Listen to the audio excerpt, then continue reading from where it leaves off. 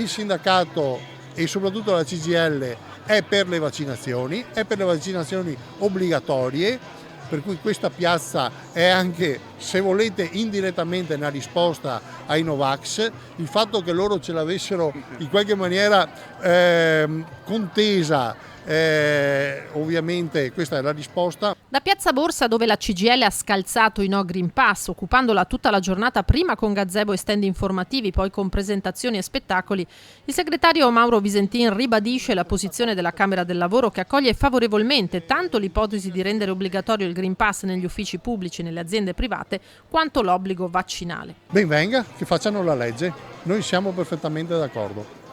E cosa mi dice dei lavoratori invece che non vogliono piegarsi a questo? Questi lavoratori devono essere convinti, dopodiché se c'è una legge va rispettata. Ovviamente bisogna capire le esigenze anche di questi lavoratori, nel senso che se ci sono situazioni particolari vanno tutelate, ma se non ci sono situazioni particolari si devono adeguare a quanto prevede la legge. Oneri che non devono riguardare solamente i lavoratori, puntualizza Nicola Talmi della segreteria provinciale CGIL.